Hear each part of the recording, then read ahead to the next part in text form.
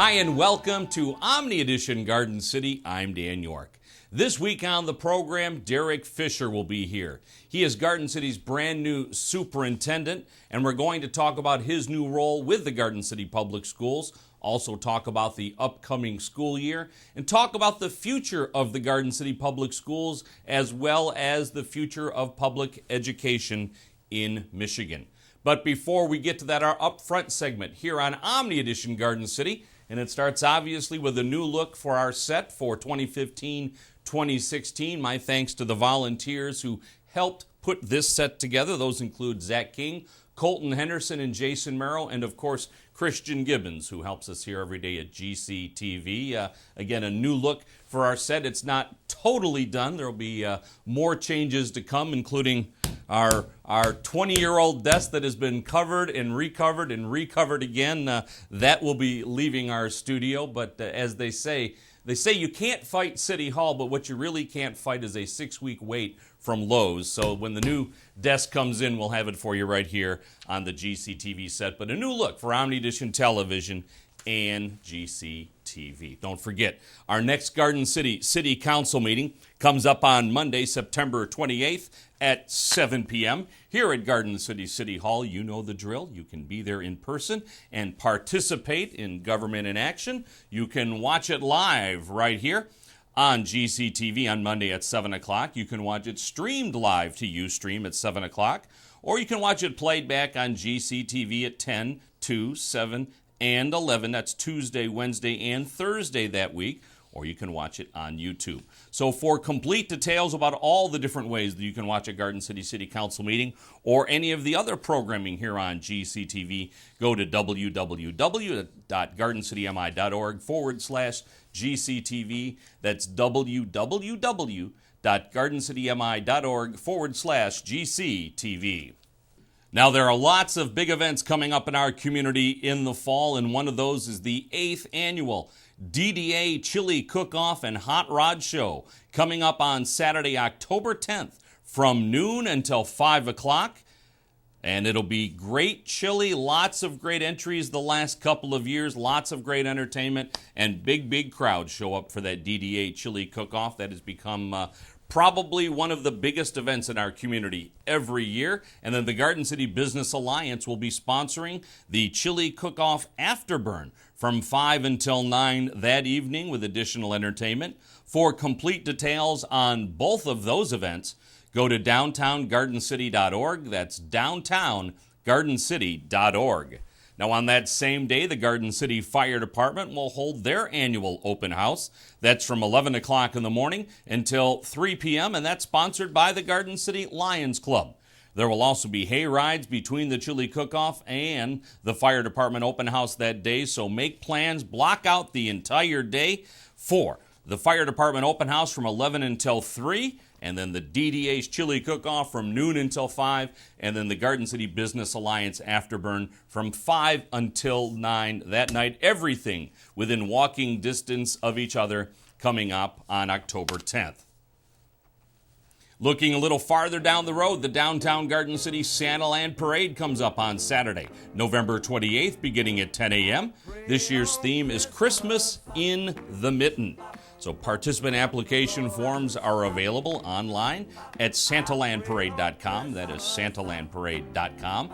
And sponsorship information will be available soon also on that same website. And our thanks to the Downtown Development Authority. They've extended their title sponsorship for the next 2 years to help operate the Downtown Garden City Santaland Parade coming up on Saturday, November 28th, beginning at 10 a.m. Now, along with all the great community events coming up in Garden City, we have an election on November 3rd. This is a local election featuring a mayoral, council, and library board vote. There is only one additional challenger for the 4 seats available for council. So there are 5 people running for city council, 2 candidates for mayor, and 3 candidates for the 3 seats available on the library board. The deadline to register to vote in that election is October 5th. Now, that can be done in person here at City Hall at any Secretary of State office, or you can go online and get an application from the state. Go to Garden City's website, www.gardencitymi.org/clerk. That's www.gardencitymi.org/clerk, and follow the vote link to the state website, and all of those applications are there, including an application for an absentee ballot. Again, that can be filled out at City Hall or mailed into City Hall. Along with all the other events, it is time for high school sports to kick back off here in Garden City, and we've got a lot of those games right here on GCTV. We'll have the Garden City Cougars taking on the Fordson Tractors in football. That game will be seen on GCTV after the council meeting playback, September 22nd, 23rd, and 24th at 10:30 in the morning, 2:30, 7:30, and 11:30. Then we have GCYAA, the Junior Varsity Football Cougars, versus the Livonia Blue Jays. That is September 25th, 26th, and 27th at 10, 2, 7, and 11.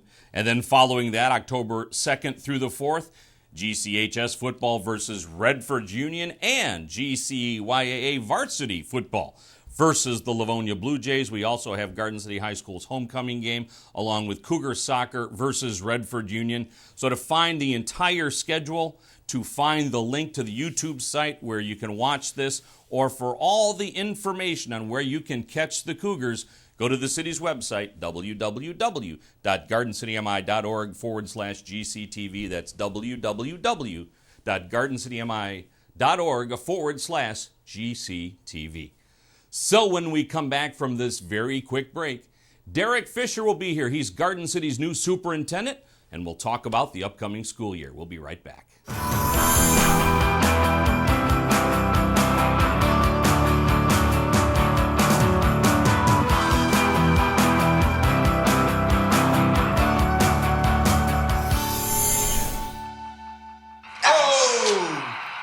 Checking your fantasy league? Nah, just my 401k statement.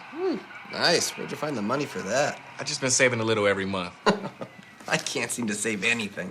Well, what about all this? What about the money you're spending? What money? It's gone before I can get my hands on it. I got a pizza for a Todd. Hey, can somebody spot me? When it comes to financial stability, don't get left behind. It's 547. Get tools and tips for saving at feedthepig.org.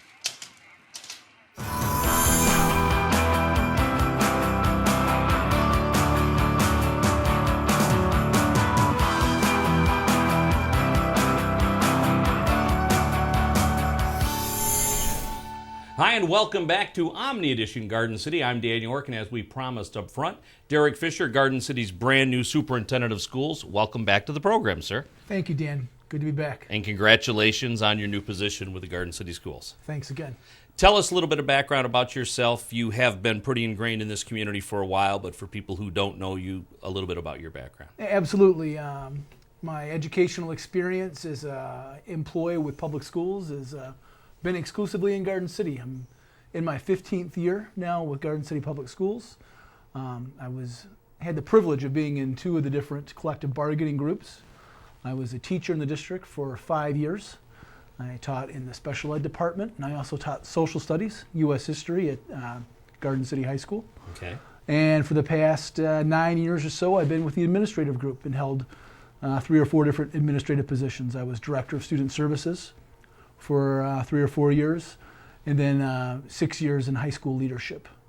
And as the high school principal as the of past last year. 5 years as the high school principal. And you also had a municipal background before you got into the school district work, right? Yes, once upon a time, my first grown-up job right out of college, I was a Chicago police officer. How was that? It was an eye-opening experience, and it was a unique opportunity, and really as a kid that kind of grew up in Livonia and spent some time in Livonia and Garden City and Westland with friends and events, it was a certainly eye-opening experience to the challenges that are out there in the urban communities. What part of town did you work? I worked the west side of Chicago, the Austin district, 15th Okay. district. All right.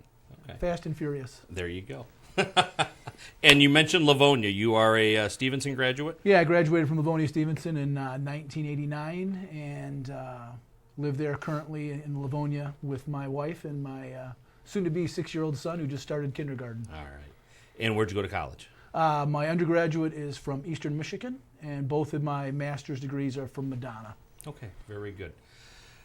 The future of the Garden City schools. Well, let's start this way. Let's start with this school year. Obviously, things have just started in the last couple of days, and so no matter what the future of the Garden City schools is, or no matter what the finances are, that's always a very exciting time. Absolutely, a lot of excitement. Kind of shaking off though that the summer and hitting the ground running, and a lot of positive energy. And visiting buildings on that first day of school and being out there with the administrative team from central office, a lot of positive feedback from parents, certainly a lot of energy, and it was refreshing just to see the kids so enthused to get back to school. And you having a 6-year-old know that that's just such an experience for a young child when they're starting kindergarten or when they're starting the first grade. I mean, that is just such, here you have someone who's only been on this earth for 6 years. Sure. So this is a major impact on their life. Yeah, and especially for kindergarten, with the state transitioning to the all-day kindergarten concept, quite a bit different than when you and I went. Mm-hmm. I know as a young person, I lobbied with my parents, and when I started kindergarten, I took that PM section so I didn't have to get up too early. And nowadays, it's a big transition for our young people, for our kindergarten friends, as we like to call them. Many of them have experience with preschool or being in a program where they have some exposure to a school-type setting, and those are usually half-day programs, 2 or 3 days a week. So that construct where they shift from being in a school setting from 10, 12, 15 hours a week at maximum, all of a sudden now, they're in that school setting for 34, 35 hours a week. So they're going to come home tired. Yeah, and when we were kids, very few kids had any experience with daycare or some sort of preschool. Right. I mean, the first time we had any structure like that in our lives was kindergarten. Now these kids have been acclimated to this to some other degree, mostly by this point in their life. Especially with having, many families where both parents work, dual income families or single parent families. They've been acclimated early on to that child care, construct.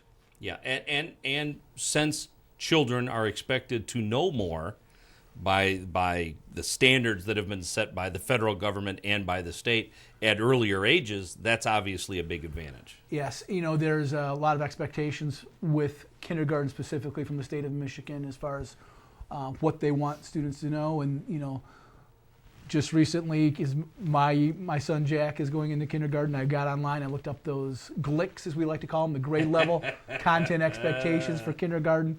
Certainly that focus on language and early literacy and a math component in there. So it is quite a bit different than, like I said, when you and I experienced kindergarten, because there is that focus on early literacy and reading and all those important things. Education sure leads the world in buzzwords, doesn't it? You got it.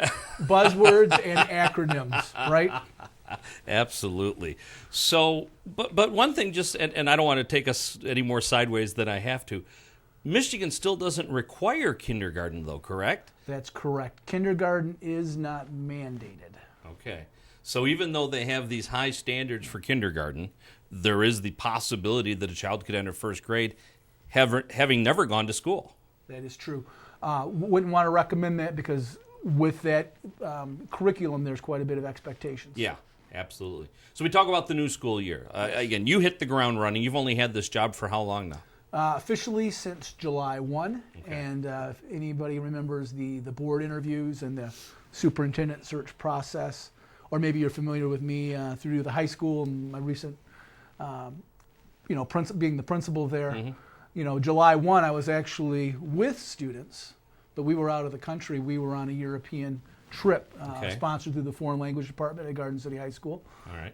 Around 35 kids and a number of teachers and some parents. We were in London, England.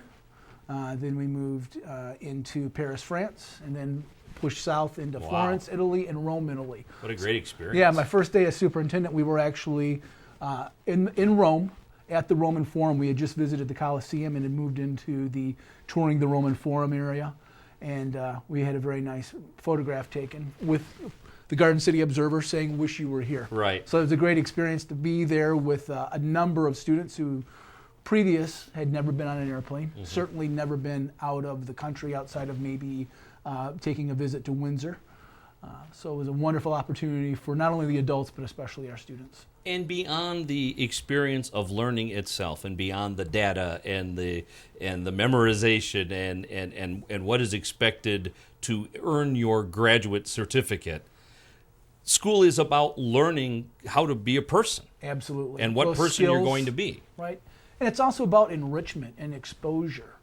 And, with that European trip in particular, for our local kids, I mean, it was a wonderful opportunity to, we visited the Louvre in Paris and saw many, many, famous works of art from, Rembrandt's and Da Vinci, the Mona Lisa, for instance. We saw numerous sculptures throughout Rome, and just the culture that exists in London and in Paris. Visiting the Eiffel Tower and seeing it up close and admiring the architecture, and realizing that buildings that we see as old in this country are 200 years old, but buildings in Europe that are old are sometimes 2,000 years old. Right. It's a completely different setting, Right. And We are in our infancy still, and people we don't are, realize that. And you're walking streets that, Julius Caesar walked, or you're walking streets that Napoleon walked, and it really, for me as a social study person, it really put things into perspective. And, I'd never been to Europe before, and it was a wonderful experience for me at 43 years old, so I can't imagine what it would have been like for, some students who were 15, 16, 17. Absolutely. All right, so let's talk about this upcoming school year. Sure. One of the big changes, you were able to get a contract with the teachers. That's something that's been lingering for quite some time. Yes. That has to be quite a burden and quite a weight lifted off your shoulders. It was, and my hat's off to the previous administrative team, the executive administration that was already in place. They worked through that process, and certainly also hats off to the Garden City Education Association, the teachers union, because there was considerable concessions. We had monumental concessions from all three of our collective bargaining groups, the administrative group, the clerical support staff group, and the teachers. And my hat's off, and I have heartfelt thanks to those members of those three groups, because they really stepped up and lobbied and advocated for the district and for our longevity by making those concessions. Right, and we'll talk more about that in a minute, but obviously it is a whole new ballgame when it comes to school financing. Absolutely. There's some challenges that all schools are facing right now throughout Michigan, in particular this tri-county area that make up Wayne, Oakland, and Macomb counties. The state of Michigan over the past 10 years, to put things in perspective, we are funded on a per pupil allowance. Mm-hmm. Each school district is allocated so much money per pupil, right? That's been the situation in Michigan. That's how we've been funded for the past number of years. But the state of Michigan, over the past 10 years or so, we've lost approximately 400,000 students, with a great many of those kids coming from Wayne, Oakland, and Macomb. So while we've had financial issues in Garden City for a number of years, now the financial situation is much greater, and other districts now are feeling the pinch and feeling the challenge with school funding. Mm-hmm. Looking at Farmington Schools, which is a district in Oakland County, they've got over 150 teachers still on layoff. They're talking about closing 6 buildings next year. So we are and no. This is a city that you look at and say, well, they're affluent. Absolutely. You think Oakland County. You think Farmington. You look at the size of the district. You look at the population. You look at the tax base, both residential and commercial, and you think, everything must be okay. But there are challenges. Mm-hmm. Throughout, Wayne County, throughout Oakland County, throughout Macomb County.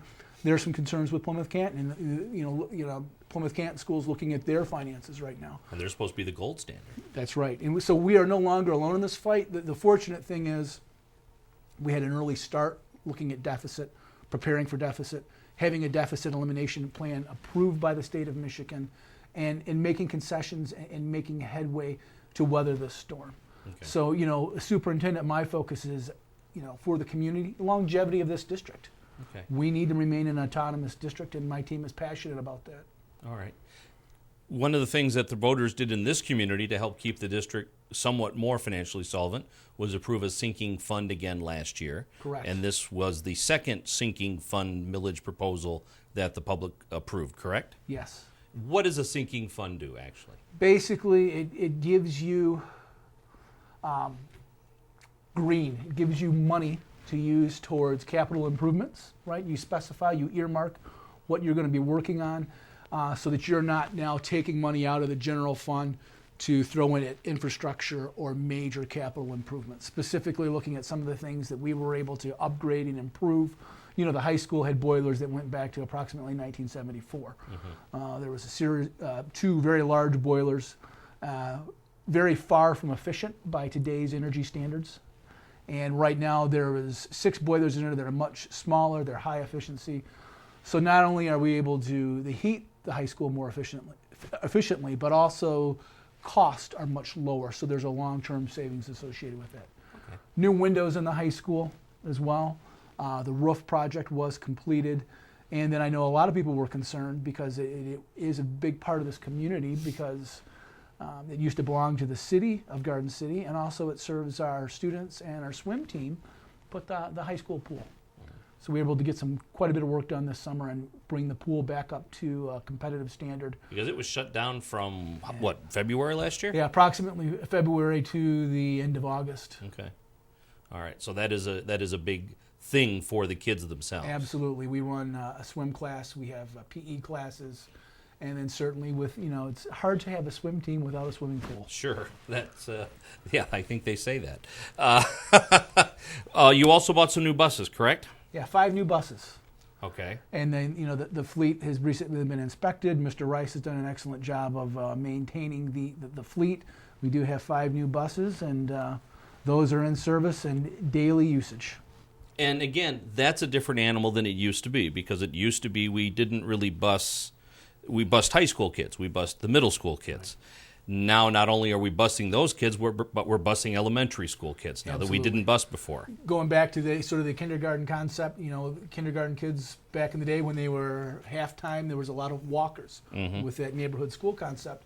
And I will say many, many districts have moved away from that neighborhood school concept, Garden City included. With that, you do inherit some transportation cost. And you want to make sure your transportation is efficient and also quality. So there is going to be some wear and tear on those buses. Okay. What are some of the other things you're hoping to do physically with that sinking fund money?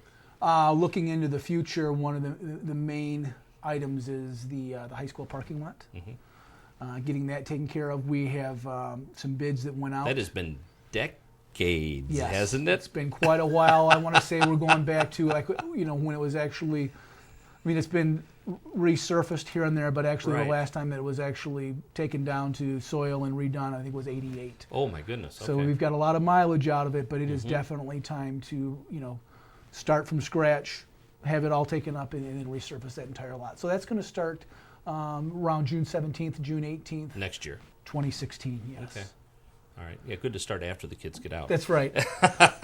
Also looking at the infrastructure of the elementaries and getting new boilers into the elementaries and middle school. That's going to be one of our target areas. And we've been somewhat fortunate in that the voters, again, approved a remodeling plan for the elementary schools. And at this point in time, I've lost track of when it is. Around 2004. Oh, okay. And most of those schools were gutted down to the brick. Absolutely. So we were able to get almost brand new schools from that. But again, if you don't stay on top of this stuff, right. 10 years is a long time, and now you have to start looking at these buildings. Otherwise, we'll be in the same boat we were in before. You got it. In the high school, I'm proud to say, I'm very passionate. Having taught there and been the administrator there, that building is 65 years old. The cornerstone goes back to 1950. So it's been a fixture in the community, and we get a lot of building usage, mom-to-mom sales, O'Leary usage with the entire district. So it's a big part of this community, and it gets a lot of usage. And that is a gem, and maybe an underutilized gem in this community is that auditorium. You have a 900-seat auditorium, and that there are theaters on Broadway or in Chicago that don't have 900 seats. Correct. So that is quite a gem. Absolutely. Yeah. So you talked about staying autonomous. Yes.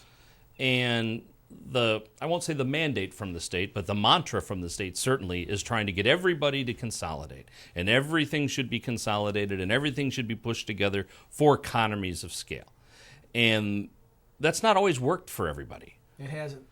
And it's the goal of, and again, to clarify, Mr. Fisher is the employee of the Garden City School Board. Yeah, the school board The has same way the city manager is the employee of the council. Correct. Yeah, the Garden City School Board has one employee, and that's the superintendent, and currently that's Derek Fisher. Okay, so when I ask you a question, it may not necessarily be the view of the entire school board. Correct. So I want to kind of clarify that when I'm throwing questions out. But why do we want to stay autonomous? I mean, I agree with you, right. But why do we want to stay autonomous? You know, and I think what it comes down to is you look at this community. This is a very proud community with many, many traditions, right?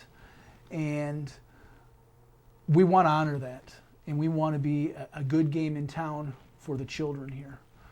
We don't want to compromise on that, and the best way to not compromise on that is to remain autonomous. Okay, because if you get absorbed by Wayne Westland, or if we were absorbed by Livonia, not only would we be just one of the party, we'd be the last one in the pool.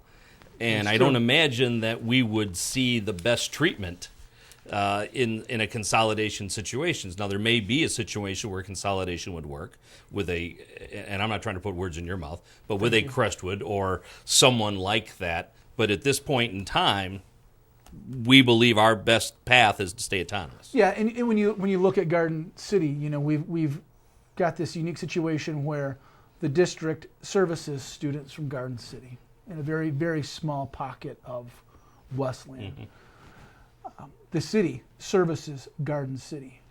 Sometimes there's confusion because people will call the school central office thinking they're getting the city and vice versa. But it gives us the opportunity to work in partnerships. We've got a very solid partnership with the police department, the fire department, the mayor's office, with city council. And I don't want to say one hand washes the other, but certainly we work in concert on many, many things. And that comes down to supporting this community and supporting the children here. And we should be very proud of that. And by remaining autonomous, we keep that infrastructure in place. Okay. So when we talk about the future of the Garden City Schools, and you talked about some of this already, but obviously how education is funded in this state has to change. Right. Through Headley, through Proposal A from years and years and years ago, school districts are very hamstrung by the amount of money they get per pupil. Right. And rather than figure it out, really the state legislature's got to kick the can down the road for about 10 years now when everyone knew that there was going to be a problem. This is no surprise to anybody, but here we are funding, per kid at, I don't know, maybe $2,000 less than what we should. Yeah, I mean, if we had $2,000 more, we would be in a very different position right now. The fact of the matter is, we're around $700 to the minus, $700 to $800 less than we were 8 years ago. Right. So I mean, there's some challenges. That's compounded by the fact that we've statewide had challenges with enrollment and losing families to places like Texas, places like Colorado, places like Florida, where the job market is different. Sure. Right? We saw the downturn in the automotive industry. We saw that real estate bubble pop in 2007, and it's left many communities reeling. And we're just now to a point where there is light at the end of the tunnel, and we're starting to rebound. And there's a good focus on Michigan, and hopefully through some good leadership down the road from Lansing, we will turn this corner. One of the other challenges you have faced has been open enrollment and the advent of charter schools and vouchers. Sure. We have far more kids now in our district than we've ever had that aren't Garden City residents. And I'm sure on the flip side of that, we have more Garden City residents who aren't going to school in Garden City schools than we've ever had. Is this the new reality, or does the genie ever get put back in the bottle? I think that as far as the genie getting put back in the bottle, that'll be up to the legislators and how they continue to look at ways to fund schools. It is more competitive now than it has ever been, and that's probably an understatement because it is extremely competitive. And we will continue to explore schools of choice options. We will continue to be a great game in town. And as a public school, we do offer things. We do offer great things. You look at the enrichment that we had with that trip to Europe. You look at some of the things that we have at the elementary level with the HAP classes, the Honors Accelerated Placement. That appeals to parents. Looking at the CTE, the Career Technical Education Programming at the high school, for students to be able to have exposure to contemporary software, AutoCAD 2010.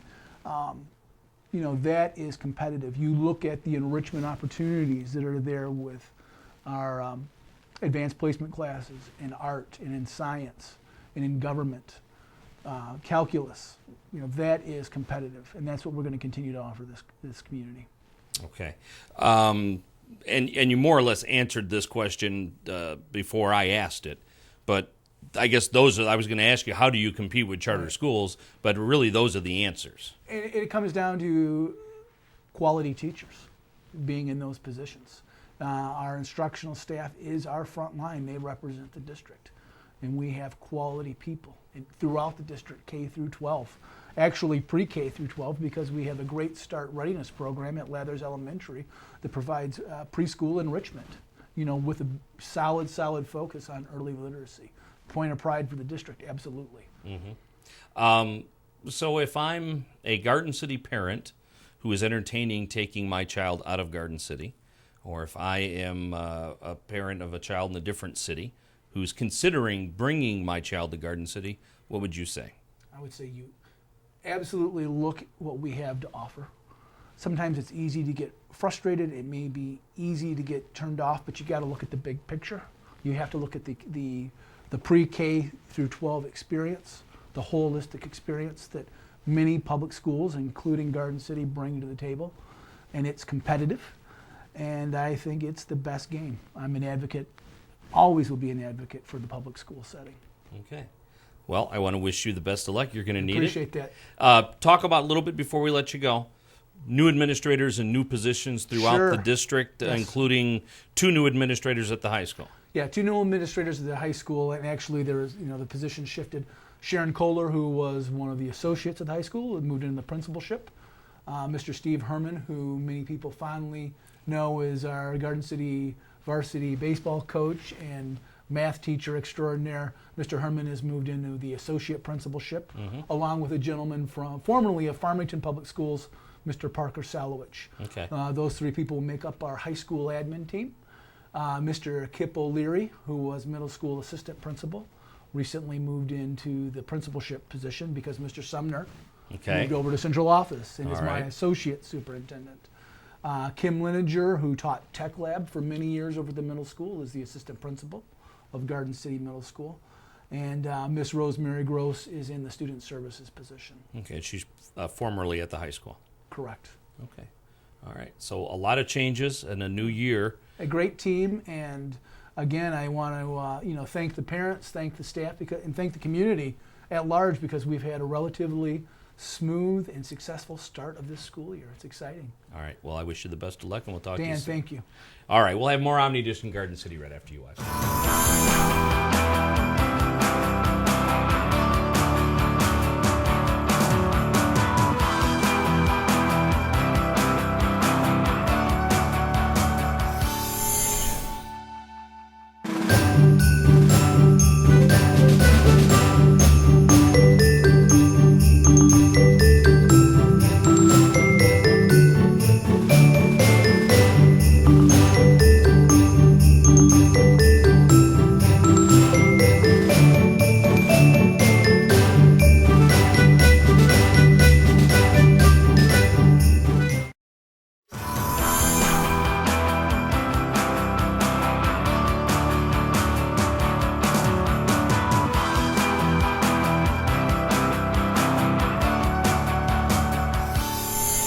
That's Omni Edition Garden City for this week. Thank you very much for watching, and my thanks to Derek Fisher, the new superintendent of the Garden City Schools, for appearing on the program. Again, Don't forget city council meetings coming up, an election coming up in November, lots of Garden City High School football, soccer, volleyball, GCYA football, lots of things going on in our community, so make sure you get out and enjoy them, including the chili cook-off coming up on the 10th and the Garden City Fire Department open house. For my producer, Christian Gibbons, I'm Dan York. Thanks very much for watching, and good night, everybody.